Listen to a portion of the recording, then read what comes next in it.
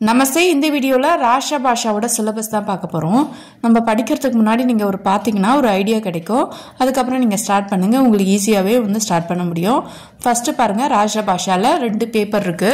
First பேப்பர்ல பஹலா பற்று first paper பாருங்க, பாகவான் பத்திய பாட்டு போயம் பாட்டு இருக்கு. டோட்டலா 11 இருக்கு. அதுல 7 மட்டும்தான் உங்களுக்கு போயம் பாட்டு. சரியா? 8 9 உங்களுக்கு தோஹையில வரும். 10 11 உங்களுக்கு தனியாக வரும். அந்த மாதிரி உங்களுக்கு தனித்தனியாக பாட்டு இருக்குது. போயம் மட்டும் 7 வரும். நெக்ஸ்ட்டு கத்திய பாட்டு ப்ரோஸ் மொத்தம் 10 லெசன்ஸ் இருக்குது. ஏகாங்கின்னா நாட்டக்கு, அதில் நாட்டக்கு அந்த மாதிரி வரும். அது 5 லெசன்ஸ் இருக்குது. இன்னொன்னா நம்ம பார்க்கலாம். ஃபர்ஸ்ட் பாருங்கள், பத்திய பாட்டில் ஃபஸ்ட்டு 7 லெசன் இருக்கு இல்லையா? போயம் எப்படி கேட்டிருக்காங்க பாருங்கள். 2 பேசேஜ் இருக்குது. என்னென்னா, ஒன்று பத்தியம்ஸ்கா பாவ்கா ஸ்பஷ்ட் கீஜி, அதாவது மீனிங்ஸ் எழுதணும். ஒரு பேசேஜ்க்கு மீனிங் எழுதணும். கவி பரீட்சை எழுதுகிற மாதிரி இருக்குது. அந்த கவி பரீட்சை தான் இங்கேயும் வரும், சாராங்ஸ்லேயும். 1 டைம் படித்தா போதும், ஈஸியாக எழுதிடலாம். ஸோ இப்போ போயமை பொறுத்தவரை 2 இருக்குது. ஒன்று மீனிங்ஸ் எழுதணும் போயமோடது, ப்ளஸ் சாராங்ஸு. இப்போ பாருங்கள், ஃபஸ்ட்டு 1 இருக்கு இல்லையா? அந்த கொஷின் பேப்பரில் ஃபஸ்ட்டு 1 செகண்ட் 1 to 7 லெசன்ஸ்லேருந்து தான் உங்களுக்கு வரப்போகுது. சரியா? 1 to 7 லெசனை நீங்கள் நல்லா படிச்சிட்டிங்க அப்படின்னாவே இந்த 2 இதுவுமே நீங்கள் எழுதிட முடியும். சரியா? அடுத்தது தேர்ட் பார்ட் பாருங்கள். கொஷின் பேப்பரில் தோஹை கொடுத்துருக்காங்க. தோஹைனா கண்டெஸ்ட், மெமரி போயம் மட்டும்தான். ஸோ இப்போ பாருங்கள், கபீரில் ஃபஸ்ட்டு 3 மட்டும்தான் மெமரி, ரஹீம்லேயும் ஃபஸ்ட்டு 3 மட்டும்தான் மெமரி. சரி, நீங்கள் அதை மட்டும் படிச்சுக்கிட்டு அதில் நீங்கள் ஒன்று எழுதிடுங்க. ஒன்று நீங்கள் ஆப்ஷனில் ஒன்று கபீர் படிச்சுக்கோங்க, இல்லை ரஹீம் படிச்சுக்கோங்க. எனி 1 படிச்சிட்டிங்கன்னா மீதி ஆப்ஷனில் விட்டுடலாம். சரிங்களா? உங்களுக்கு தேவை 2 தான். ஸோ கபீர்லேருந்து கேட்பாங்க, இல்லை ரஹீம்லேருந்து கேட்பாங்க.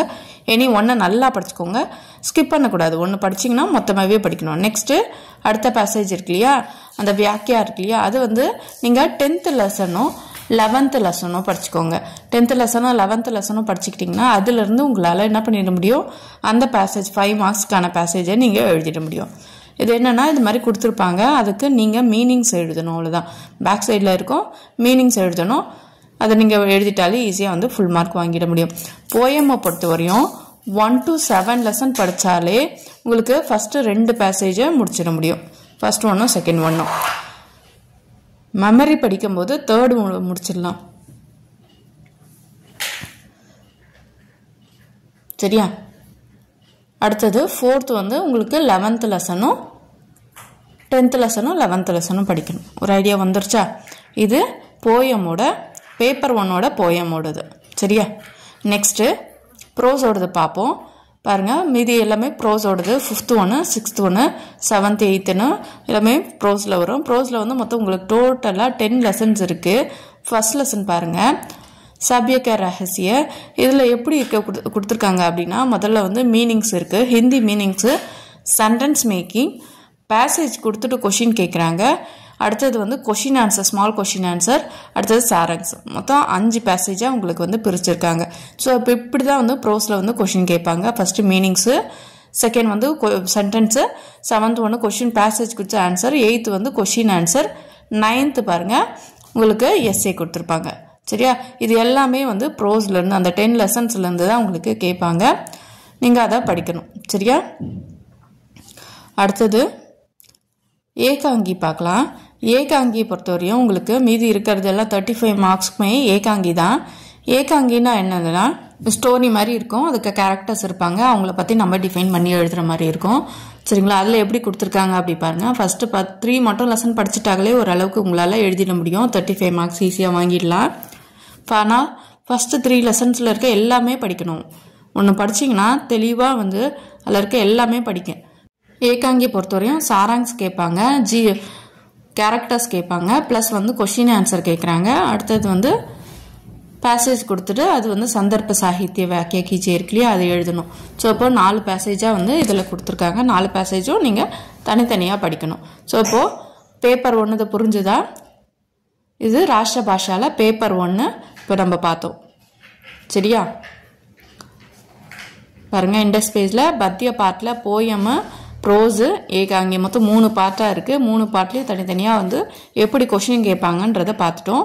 நெக்ஸ்ட்டு பேப்பர் 2 பார்ப்போம். பேப்பர் 2ல் கஹானி, कहानीना स्टोरी, जीवनी जीवनीना लाइफ हिस्ट्री, निबंधना एस्से, रचना पार्ट अनुवाद अभ्यास.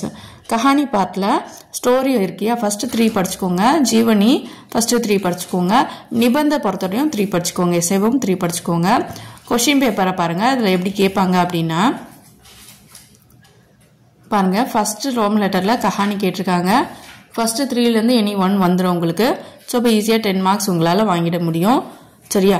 அடுத்து ஜீவனி, ஜீவனி லைஃப் ஹிஸ்டரி, அதுல இருந்து ஃபர்ஸ்ட் 3 இல்லனா 4 ஆவது கண்டிப்பா படிச்சுக்கோங்க.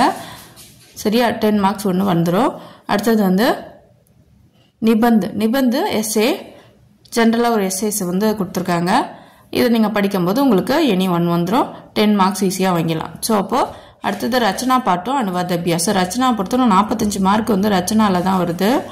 ரச்சனா தான் இருக்கிறதே ராஷ்டிர பாஷால ரொம்ப ரொம்ப ஈஸியான ஒரு பேசேஜ்னா ராஷ்டிர பாஷா ரச்சனா மட்டும்தான். மற்றதெல்லாம் கொஞ்சம் கஷ்டமாக தான் இருக்கும். இதில் 7 டாபிக்ஸ் இருக்குது.